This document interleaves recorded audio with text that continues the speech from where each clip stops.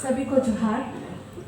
मंच में उपस्थित महान भाव मान्यवर सभी को मेरा अभिनंदन और यहाँ सभागार में उपस्थित सभी भाई बहनों को हमारा अभिनंदन। और ये बहुत खुशी की बात है कि आज सरना और सरना धर्म की और उससे रिलेटेड जो धर्म कोड की हम लोग डिमांड कर रहे हैं, उसके लिए एक महा अभियान का एक बहुत ही सार्थक प्रयास भारत की राजधानी दिल्ली में देखने को मिल रहा है कि पूरे भारत के हर कोने से सरना धर्म को मानने वाले, उसे समर्थन देने वाले सभी यहाँ उपस्थित हैं और ये बहुत ही गर्व की बात है हम सभी के लिए।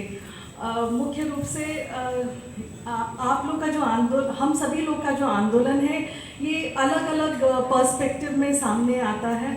मैं मुख्य रूप से एक यूनिवर्सिटी सेटअप को बिलोंग करती हूँ, समाजशास्त्र मेरा सब्जेक्ट है। और तो मुख्य रूप से एक यूनिवर्सिटी सेटअप में हम लोग मुख्य रूप से बौद्धिक इंटेलेक्चुअल डिस्कशन डेलिब्रेशंस में कई बार आदिवासियत, इंडिजिनस राइट्स, इन सब की जब चर्चा करते हैं तो ये एक तरह का एक क्राइसिस उभर के सामने आता है कि इसमें मुख्य रूप से जो आदिवासी वॉइसेस हैं वो मिसिंग रहते हैं। जैसा हमारी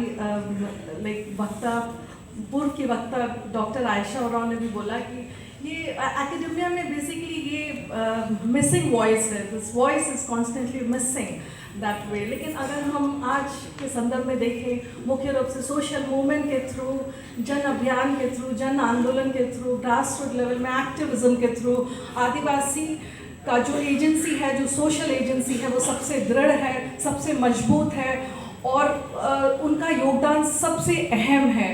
और उसी का प्रतिरूप आज हम सबको यहाँ देखने को मिल रहा है दिल्ली के कॉन्स्टिट्यूशन क्लब में, और ये बहुत ही गर्व और खुशी की बात है। और मुझे अपनी बात रखने का मौका दिया, इसके लिए भी बहुत बहुत धन्यवाद। मुख्य रूप से आज हम लोग सरना धर्म और उसके जुड़े हुए आंदोलन के बारे में ही बात कर रहे हैं। और जहाँ तक समाजशास्त्र परिवेश में हम लोगों ने हमेशा इस बात को विभिन्न तरीकों से लाने की कोशिश की है। As the voice is quite missing, it's dismal in the academic arena.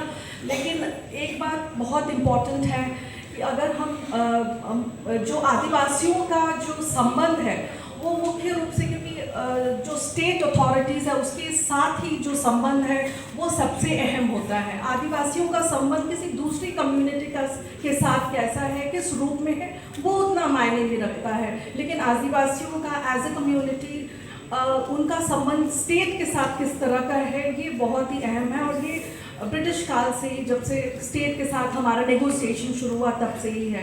इसीलिए धर्म कोड की मांग बहुत ही महत्वपूर्ण है। अगर हम जब धर्म की बात करें तो आदिवासियों ने अपने सरना धर्म को हमेशा ही एक अच्छी तरह से फल फूल रहा है और वो कम्युनिटी ने उसे अपहेल्ड करके रखा हुआ है।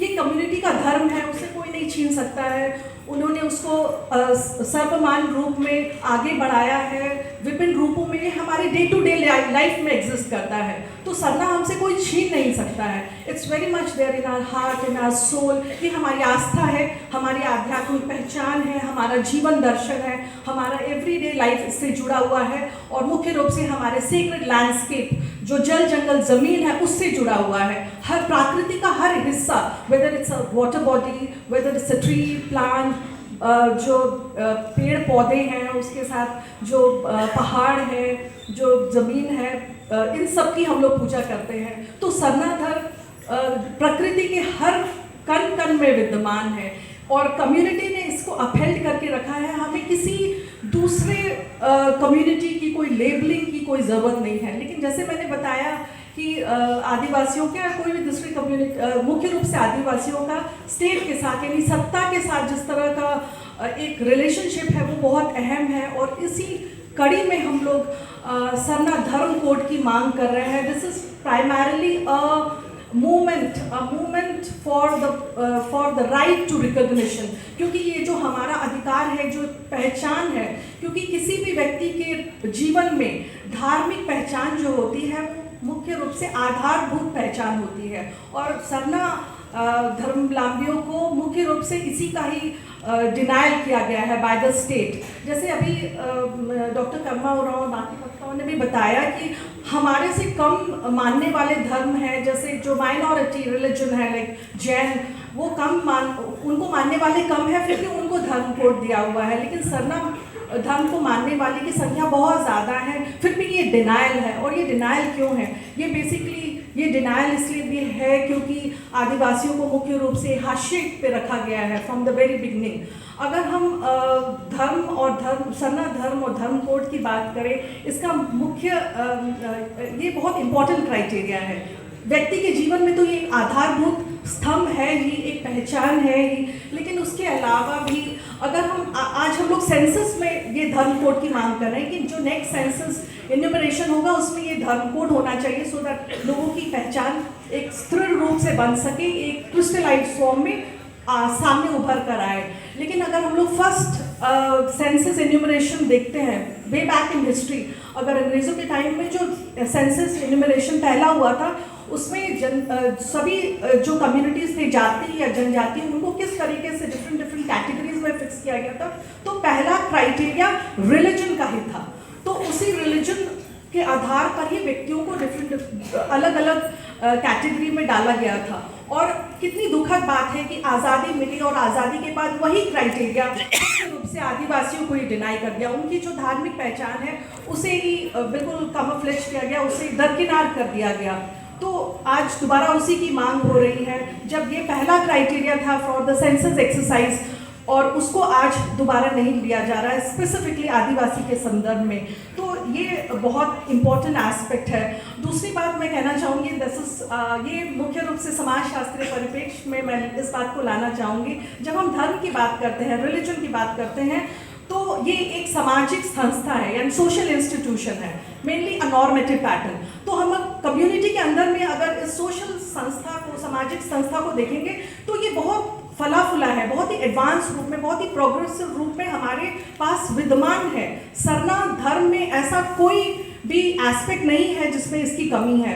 जैसे हमारा सरना स्थल है जो एक सीक्रेट साइट है, वहाँ पे लोग पूजा करते हैं और विभिन्न लाइक रिचुअलिस्टिक प्रैक्टिसेस होते हैं। और दूसरा है कि उसको करने के लिए भी एक पर्टिकुलर प्रीस्टली क्लास यानी पाहन भी थे। तो एक बिल्कुल सिस्टमैटिक तरीके का ये हमारा रिलीजन है, despite and it's very unfortunate कि फिर भी इसको एक पहचान नहीं दे पाई है भारत की सरकार, और ये काफ़ी दुखद है और इसीलिए आंदोलन हो रहा है। लेकिन अभी जो मुख्य रूप से जो चीज़ मिसिंग है वो है कि सामाजिक संस्था तो है, institution as a normative pattern तो है, लेकिन जो अदर रिलीजन है, जो बाकी मुख्य धारा के धर्म है, उनकी तरह से यहाँ पे सामाजिक संगठन नहीं है, एक सेंट्रलाइज सामाजिक संगठन नहीं है हमारे यहाँ। और जो भी ये सेक्रेट साइट्स हैं, मुख्य रूप से सरना जो सेक्रेट ग्रोव है वो छोटे छोटे हर गांव में है, हर टोला बस्ती में है, लेकिन एक सेंट्रलाइज अथॉरिटी नहीं है। तो एक ये ट्रांसफॉर्मेशन देखने को मिल रहा है, सामाजिक संस्था से हम लोग धीरे धीरे सामाजिक संगठन की ओर बढ़ रहे हैं। तो ये किस तरह से सामाजिक संगठन बनेगा ये भी हम सब के ऊपर यानी कम्युनिटी के ऊपर बनता है। अगर धर्म कोड तो मिल ही जाएगा, इसमें ये जो लड़ाई है इतनी आगे बढ़ चुकी है, आप लोग सब दिल्ली में हैं और जंतर मंतर में प्रदर्शन भी होंगे, तो धर्म कोड बिल्कुल मिल जाएगा, लेकिन आगे